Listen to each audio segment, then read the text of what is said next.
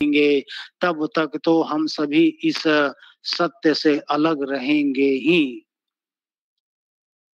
क्योंकि जब तक साधना का आधार हमारा आपका नहीं पकड़ा जाता है, तब तक तो हम सभी इसी तरह से वानियां का फैलाव करते रहेंगे, अपने आप को सर्वश्रेष्ठ कहलाते रहेंगे, परंतु इससे कुछ नहीं मिलने वाला है। क्योंकि इस संसार जगत में हम सबों को आने का विशेष प्रयोजन है, और वह परमात्मा ने विशेष प्रयोजन से इस पूरे विहंगम योग के तले जितने भी विहंगम परिवार के सदस्य गण है, कुछ विशेष प्रयोजन के लिए उन्हें भेजा गया है, और उसी विशेष प्रयोजन को सत्य साबित करने के लिए, सत्य सार्थक कर की पूर्णता को करने के लिए सदगुरु के द्वारा अपनी संपूर्ण शक्तियों का प्रवाह कर दिए हैं।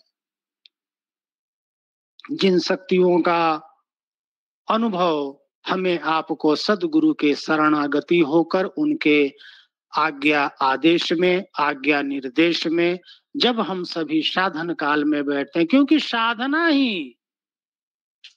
अपने आप में बहुत बड़ा महत्व रखती है। जब तक हमारी आपकी साधना में दृढ़ता नहीं होगी, तब तक हमारा आपका जो प्रेम है वह व्यर्थ में इस सांसारिक कार्यों में लगा ही रहेगा। इस संसारिक सारे कार्यों को करना है, क्योंकि जब तक इन संसारिक कार्यों का निर्वहन, अपनी जिम्मेवारियों का निर्वहन जब तक हम और आप नहीं कर लेते, तब तक हमारी आपकी साधना भी एक तार धार में नहीं चल सकती। परंतु सदगुरु कहते हैं कि इस संसार के सारे कार्यों को करे, अपने अर्थ का उपार्जन भी करे, सारे कार्य को आपको करना ही है।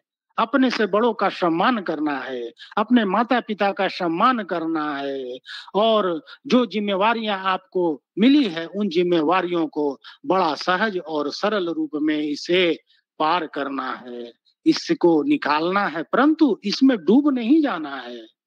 इस बंधन में हमें आपको बंध नहीं जाना है, क्योंकि हमारी आपकी जो बेड़ियां हैं, जो सदगुरु की जो बेड़ियां हैं, वह बेड़ी कोई लोहे की या सोने की या चांदी की नहीं है, वह तो बेड़ी सदगुरु के अक्षर शब्द का है। हमें आपको उस अक्षर शब्द के बेड़ी में बंधना है। अक्षर शब्द का बेड़ी वह हो गया सदगुरु की वाणी में, सदगुरु के निर्देश में, सदगुरु के आदेश में, सदगुरु के दिशा में। जब तक हम और आप इन बेड़ियों में नहीं जाते, तब तक हमारा यह जो सांसारिक जो कार्य है, यह एकमात्र निमित्त रूप में रह ही जाएगा यहाँ पर, और इसी को करते करते हम सभी यहाँ से कुछ भी कर जाएंगे, और हम सबों को जिस विशेष प्रयोजन के लिए संसार में भेजा गया है, इस ब्रह्म के ज्ञान को देकर, वह ज्ञान तो बस जस का तस ही उसी तरह पड़ा रह जाएगा। तो यहाँ पर आवश्यकता है, यहाँ पर हमें आपको आवश्यकता है कि सदगुरु चरणों में अगाध प्रेम करने का, सदगुरु को जानने का, क्योंकि इस पूरे भूमंडल में, पूरे विश्व में एकमात्र वही सदगुरु है जो कार्य नहीं होने वाला है उसे क्षण मात्र में कर देता है। उस कार्य को जानने के लिए, उस कार्य को समझने के लिए हमें आपको सदगुरु के चरणों में एकाग्र रूप से उनके चरणों में नतमस्तक रहना पड़ता है। सदगुरु प्रभु कितना सहज रूप में हमें आपको यह ज्ञान प्राप्त किए हैं, और यह ज्ञान जो है कोई दिखावे का ज्ञान नहीं है, यह अपने अंतर्मुखी ज्ञान है। इस ज्ञान को कहीं प्रकट भी नहीं आदमी कर सकता है, यह अंदर का ज्ञान है। परंतु आज के संसार में लोग सिद्धि विभूति की ओर ही भाग रहे हैं, विहंगम योग से जुड़े हैं, फिर भी लोग उसी ओर भाग रहे हैं। वहां से कोई लाभ होने वाला नहीं है सिवाय पतन का, क्योंकि आजकल कुछ आसनों को, कुछ प्राणायाम करके अपने आंख कान नाक को चढ़ाकर कुछ ज्योति को दिखला देते हैं। इसी में लोग इसी सिद्धि विभूति में और इसी सांसारिक और इसी प्रकृति के माया के जाल में उलझ उलझ कर हम और आप इस बहुमूल्य ज्ञान का क्षय कर देते हैं। क्योंकि सदगुरु तो बहुत ही दयालु है। सदगुरु जब हमें आपको वर्ण कर लिए हैं तो एक ना एक दिन हमें आपको अवश्य उस पार लगा ही देंगे, परंतु हमें आपको यह प्रयास करना है कि सदगुरु के चरणों के प्रति हम सभी समर्पित कैसे हों।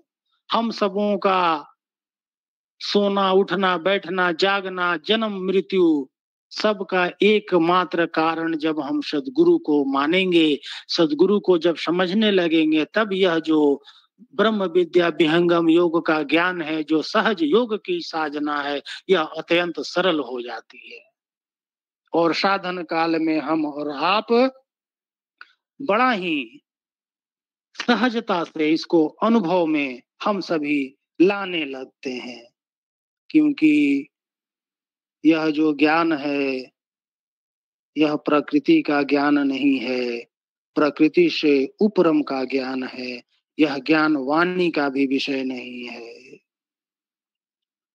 योग न वाणी से बने, योग न आसन साध, योग न प्राणायाम है, कुंभक विविध न साध।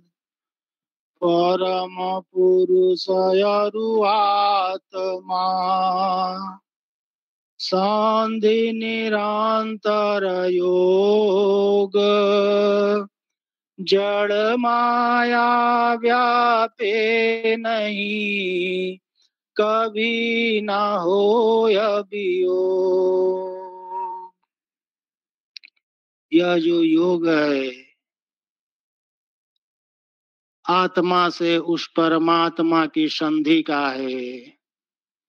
हम सभी चेतन आत्मा हैं और वह जो परमात्मा है वह विभु चेतन है। चेतन से चेतन का योग करना है सदगुरु की दया से साधन काल में।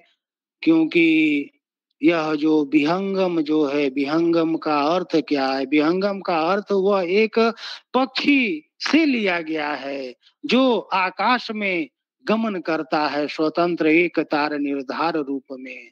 और जिस प्रकार उस अंतरिक्ष में गमन करने वाला जो पक्षी है, उसे उस अंतरिक्ष में गमन करने के लिए इस पृथ्वी के आधार को छोड़ना पड़ता है।